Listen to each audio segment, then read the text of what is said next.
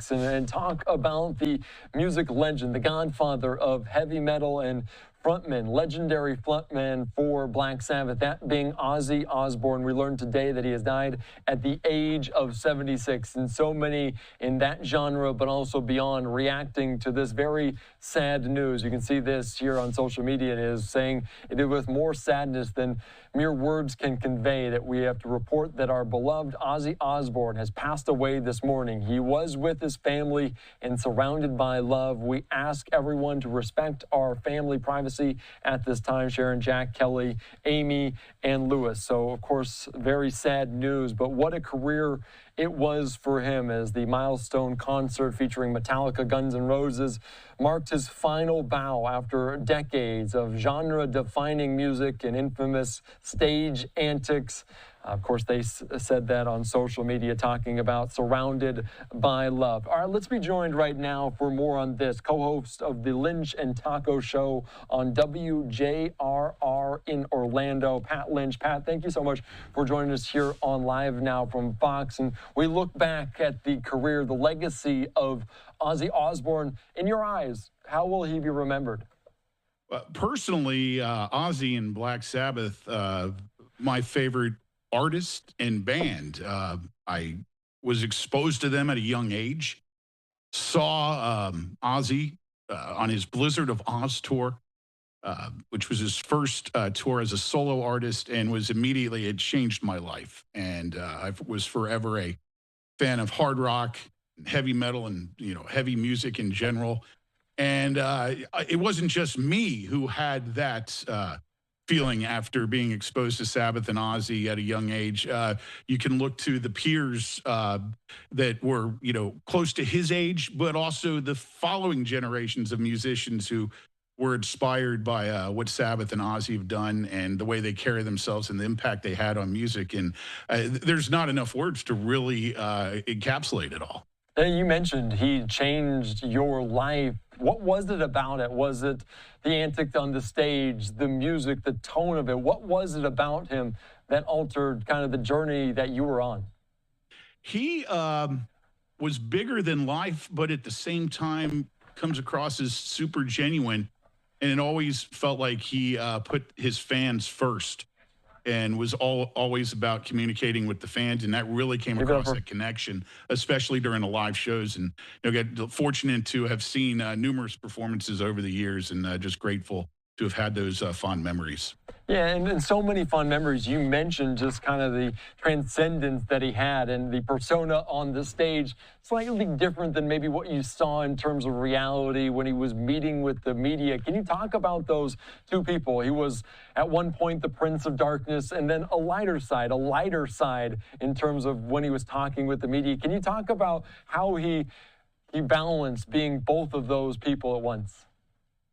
He actually once said the phrase, "I am not the Antichrist. I'm who I am." And he's genuinely a nice and funny person. And I got to see that in person. When I got to meet him, I had that on a goal in life, was to actually get to meet Ozzy. And I had always said, and I told my radio listeners, that if I ever had the chance to meet him, I would drop to my knees and kiss his feet. And I did just that. And that was at an Ozfest probably 20 plus years ago. And he just laughed. He laughed at me and actually referred to me as a British slang term that I now wear as a badge of honor. But he seemed genuinely just what you see is what you get.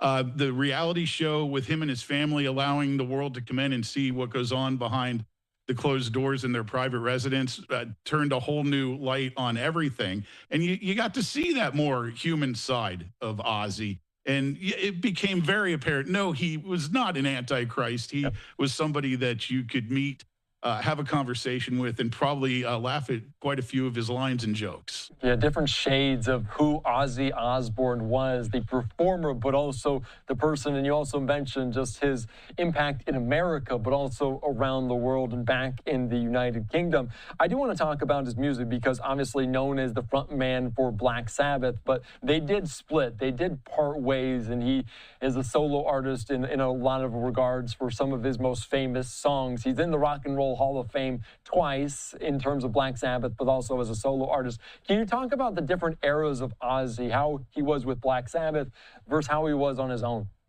Well, Black Sabbath, and Ozzy will be the first to say this and has said it. Black Sabbath, he really, Ozzy shied away from the term heavy metal. He always said that, that era was much more of a bluesy type thing. And of course, there's elements of that in Sabbath's earliest work and throughout their career. As things fell apart and he had the falling out and decided to go it alone with a solo career, he really was a mess at that time. And there were many naysayers who were like, you're going solo. Good luck, buddy. And a lot of people, even in the music industry, thought he was going to fall on his face. But what does he do? He goes and he finds a young up and coming guitarist named Randy Rhoads.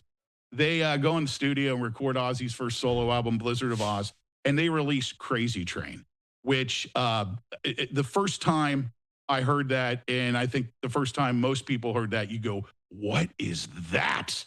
And I want more of this. And the naysayers immediately shut up, and it was for real. And the rest is history, as they say.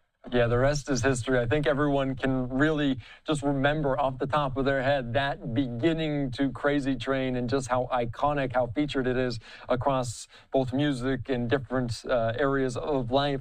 I do want to ask you, because we talk about Ozzy being the artist, but his music, he made it his own, but in other terms of other artists, wasn't necessarily talking about writing music, about creating music. How will he be remembered? Will it be just the lyrics he said? Will it be the sound that he created? How will he be remembered in terms of the artistry that he had?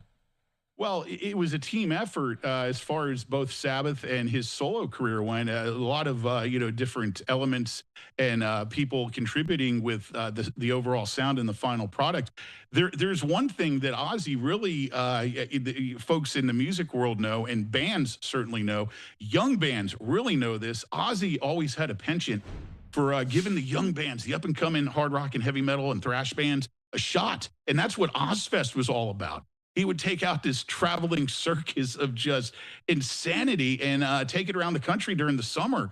And it was a festival that we all looked forward to. Heck, they were doing Ozfest as a festival before, festivals became a normal, big money-making thing. And there are so many bands today that have enjoyed, platinum success. If you ask them, they'll go, yeah, Ozzy gave us a shot back in the day.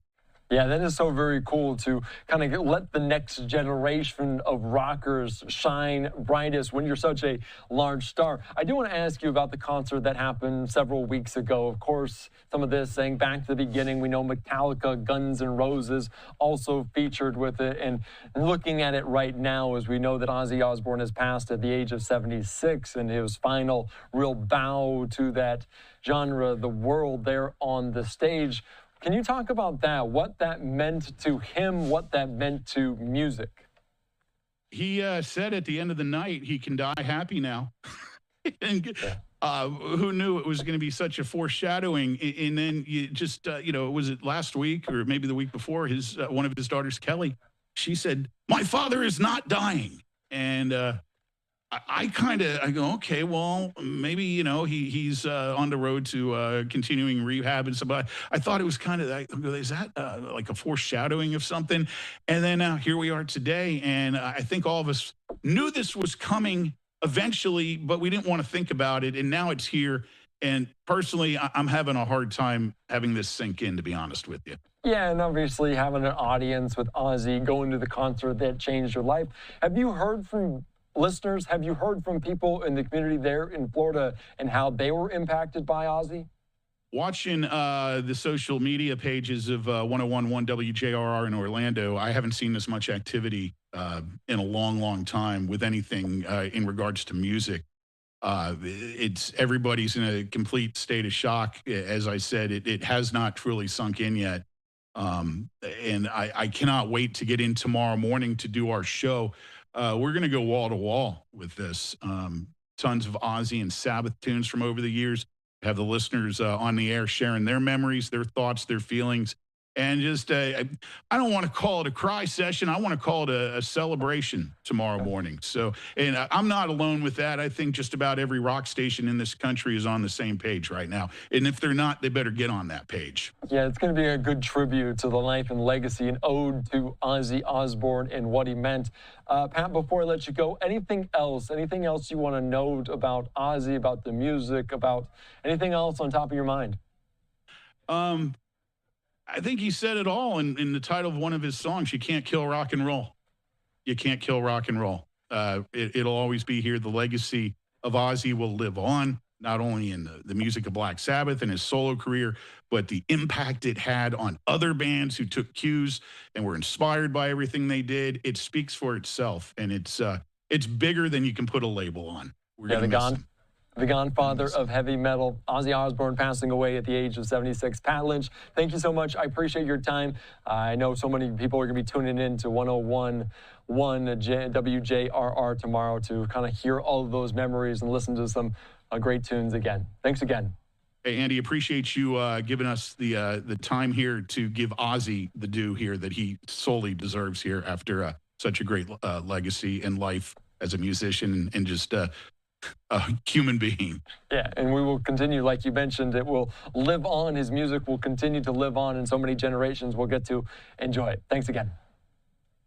All right, thank you so much. All right, great conversation there as always. As like you heard there on those social media pages, so much reaction to what's going on. This was the site of that final concert, the final showcase of Ozzy Osbourne saying he can die happy now. Austin Villa, there the football club, saddened to learn the world-renowned rock star and villain Ozzy Osbourne has passed away. I'm Andy Mack. We're back after this.